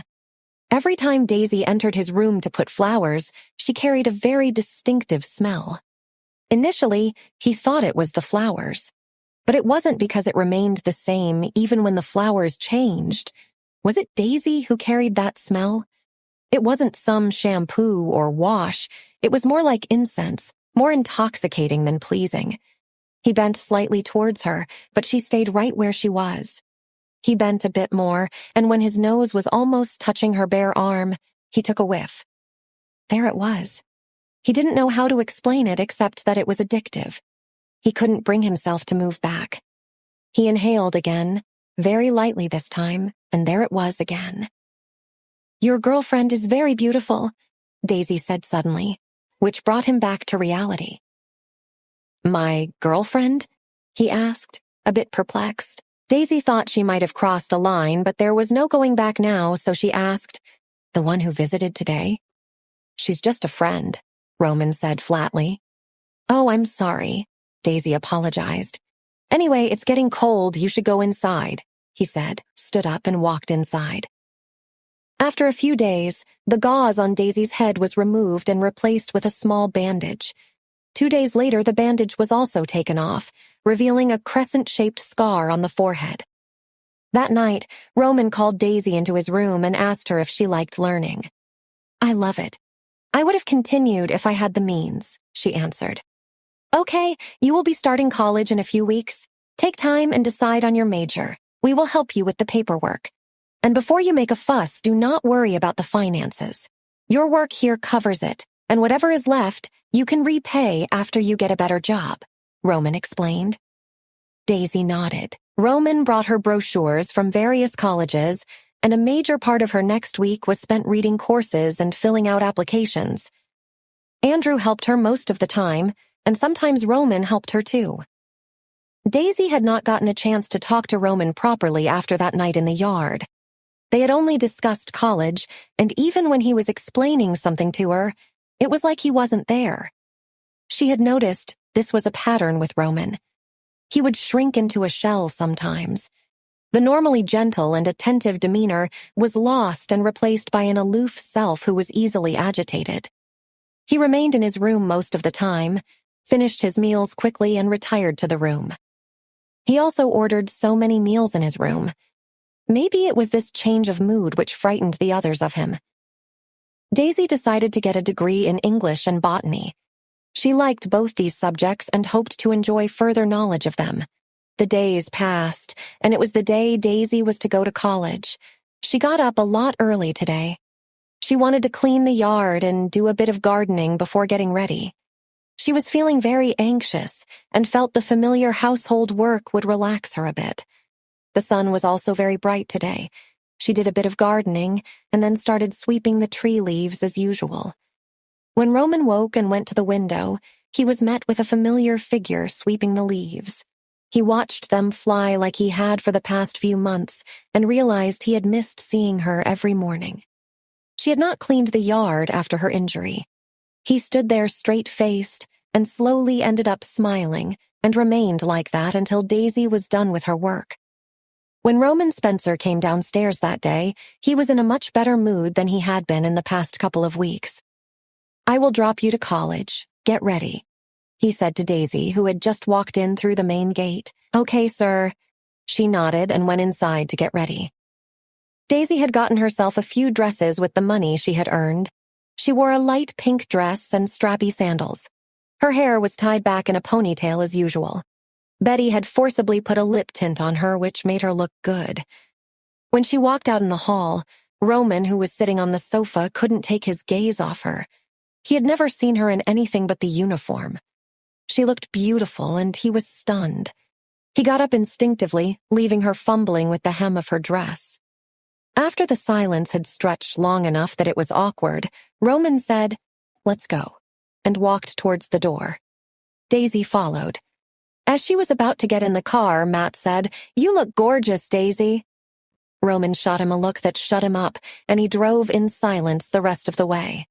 Daisy sat in the back seat, next to Roman, without saying a word. When they reached the college gate, she saw so many unfamiliar faces walking in and out of the gate. They looked like they belonged there, and she felt like an imposter, like she wasn't supposed to be there. She remained frozen in her seat, crippled by anxiety. I can't go there. It's not where I belong. No, I can't. I should have never agreed to this. This is a stupid idea, she frantically thought to herself. You are getting late, Roman said. She still sat there unmoving. Daisy, he gently touched her arm. His gentle touch was met by two slender arms wrapping themselves around him. She held him tightly, clinging to his body like a baby. For a few seconds, Roman remained stunned, unable to react, but then he brought his arms around her. One hand gently rubbed her forehead, trying to calm her down. It's okay, he whispered in her ears. He could hear her breathing heavily. We are all nervous the first time we step into a new world, you know. I nearly cried when I was pushed into a meeting filled with people double my age and I was just 20. But if we try hard enough, we can always find a way to shine. She stayed there for a long time, and Roman kept stroking her head. After her breathing became even, she pulled back. When she met his gaze, he gave her a smile. That smile was so reassuring, it could make her win wars. She smiled back, and Roman gave her hand a gentle squeeze after she stepped out of the car. Daisy was a little uncomfortable at first and didn't talk to anyone. She sat down in a corner shyly, but by the end of the day she had talked to a few people and liked them. The lecturer talked about the importance of language and hence of literature, and Daisy felt she had never heard more profound words in her entire life. When she walked out of the gate, she was a bit tired, but mostly happy. She was a bit surprised to see Roman waiting outside, leaning on his car. He initially did not plan to pick her up, but he had been too restless the entire day to wait for the evening to go home and see her. So he drove himself to the college. He opened the front door for her and got in the driver's seat. "How was your day?" he asked. "It was good. I liked the classes." They chatted a bit, but mostly drove in silence.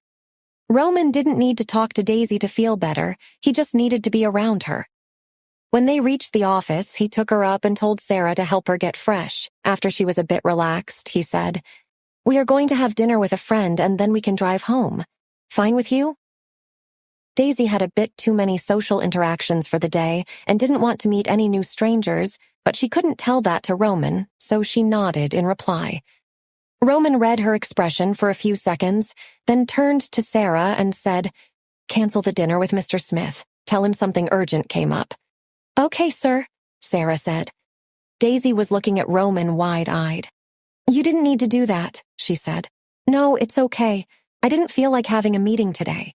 Let's go." He gestured to her, who followed him. They went to a very expensive restaurant, and she couldn't help but keep staring at the people around her. She was dazzled. It was all so new for her. She also understood Roman was very important to the restaurant by the way every waiter kept bowing down to him. They walked to a table, and he pulled a chair for her. The waiter put the menu in front of them, and Daisy had no idea what to order. She looked at Roman helplessly, and he placed an order for the two of them. She loved whatever it was. She noticed Roman wasn't initiating any conversation with her like he usually did. He was mostly quiet, but he was looking at her more than he usually did. She often caught him staring at her and had to avert her gaze. After dinner, Roman drove them home. They walked in, and when they were to part ways, he said, "You look beautiful today," and quickly went upstairs. Daisy, who was so tired she would fall asleep as soon as she lay on the bed, stayed awake way past midnight thinking about, "You look beautiful today." The next day, she went to college again, and someone drove her, but it wasn't Roman. It was obvious. Roman wasn't going to drop and pick her up like a parent daily. He was very busy. She went to class and went to the seat she had sat on the previous day. A girl came and sat next to her. Her name was Emily. She didn't have a very kind face. She asked Daisy her name, and Daisy told it. There was no further reaction from her. At this moment, the teacher came in. She was called Miss Carter, and she was beautiful. She called Daisy and asked if she was feeling okay. Daisy said yes. Then she said, You are new here. If you need anything in the future, ask without hesitation, okay? Daisy nodded and went back to her seat. When Daisy went back to her seat, she noticed Emily eyeing her old bag with a look of disgust on her face. She asked her, "Where are you from?" Daisy honestly told her that she comes from a small town. Emily made a face. Daisy understood she would not be very well liked in college. Maybe her first day was an illusion. One afternoon, she sat in her seat with her college bag in front of her as a shield. Emily and a few girls sat not far from her, chattering about her background. They were making outrageous guesses about how she landed in such a good college. In the end, they decided Daisy must be the illegitimate daughter of a wealthy family who had just been found by her family. Emily wanted to bully Daisy, but she didn't dare do it before knowing her background properly. Almost everyone who studied in this institution came from some wealthy, powerful family, and Emily didn't want to make enemies with the wrong sort. She was too shrewd for that. After class, Matt drove Daisy back to the Spencer office because Roman had asked him to do so. As they reached the office, they met Mr. Smith at the door. Mr. Smith, or John Smith, was Roman's friend, although they were very different from each other. While Roman mostly kept to himself and only talked to people he was comfortable with, John liked joking around. Sometimes he was so into himself that he didn't notice if he was making others a bit uncomfortable. He saw Matt with a girl and said to him, "Since everyone is bringing their girlfriends to work, I should bring mine too." That made Daisy visibly uncomfortable. Matt quickly interjected, "No, Mr. Smith, she is not my girlfriend. She is Mr. Roman's guest." "Oh?" Mr. Smith looked at Daisy. "Are you Roman's guest? Shall I take you there?" He offered her his arm. Daisy was a bit hesitant to move. "Come on, are you afraid of me?" John laughed. "Good evening, sir," Matt greeted Roman, who had just come there. John turned to Roman and said, "I was just bringing her to you." Roman just glared at him in return. Have I offended him? John thought. Roman then smiled at Daisy, greeted the others, and gestured to her to go with him. Daisy followed him in the lift. When they were gone, John turned to Matt and said, "Don't you think there's something wrong with him? Glares at me for no reason and then escorts the girl as though she were his wife." Matt scoffed and then explained to John how Daisy had injured herself trying to protect Lady Spencer. "That's why Mr. Roman cares for her so much," Matt said. "I think it's more than that," John said, and walked away. In his office room, Roman asked Daisy how her day went. She said it was good. She didn't know if she could tell him about Emily. After a few minutes, Roman ordered her some snacks and asked her to go get fresh if she wanted to. She walked out with Sarah. Roman felt a little guilty for calling Daisy's office after college, but he was feeling more restless than he liked. He would not bring her to the office in a few days, but right now she needed support and understanding, didn't she? He thought. As he was lost in his thoughts, John walked in. "What was that?" he demanded. "What was what?" Roman asked. "You glare at me for no reason, and then you escort her away as though I was a drunkard trying to be inappropriate." "You were scaring my guest," Roman said without looking up from his computer. "Scaring your guest?" "She looks more than that," John retorted. "Anything else?" Roman asked flatly. "No, I will apologize to her in case I might have offended your guest," John said sarcastically and walked out. Roman knew John was not a bad person, but he couldn't explain why he was still feeling so irritated. Maybe he just needed to go home and rest. Daisy met John outside Roman's office, who smiled at her and said, "Let's do a proper introduction again. I am sorry if I made you a little uncomfortable then. I am John Smith, General Manager of the Spencer Group." Daisy smiled back. "I am Daisy. I work as a florist at the Spencers." They waved each other goodbye. After Roman was done with his day's work, Matt drove both of them home. As Daisy settled into her new life, she learned many new things. She had never needed to step out in the city before, but now that she was traveling every day, she paid attention to the routes and what fell in the way. In just a few days, she knew all the routes and buildings by heart. The roads became strangely familiar to her. As for college, she mostly kept to herself. She never had conversations with others that exceeded more than 2 lines. She hadn't talked to Emily since that day, although Emily did shoot her looks as though Daisy was a rotting banana peel, but that didn't bother her much. The first few weeks she faced a little difficulty in coping with the college work, so she asked for Roman's help after class. She would do a lot of her academic work sitting in his office. When Roman wasn't there, she would go and talk to Sarah. She liked Sarah. Sometimes she would spot John, who would smile at her, and she smiled back.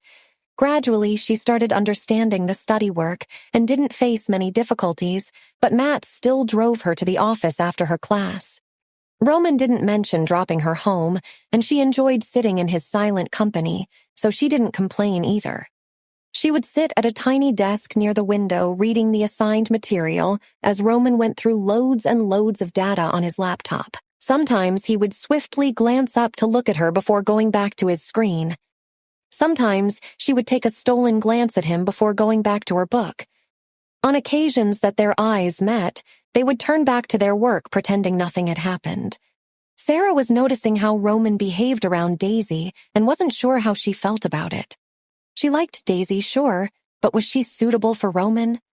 The big companies of the city held a party at the end of autumn every year. It was more of a casual gathering. It helped people to know each other outside of the business settings so they could discuss ideas and opinions without the formalities of a conference room. It was required to bring a date to the evening. It was more like a prom for business people. Sarah received an invitation for the same today. She was going to inform Roman about it. Is there a chance Roman would ask Daisy as his date? The way he behaved around her, sure he could, she thought. But even though she liked Daisy, she was a bit skeptical about it.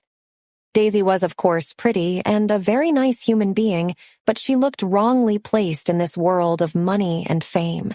She didn't belong. For the past few years, Roman had gone to the party with any of his coworkers or someone he was planning on a business with.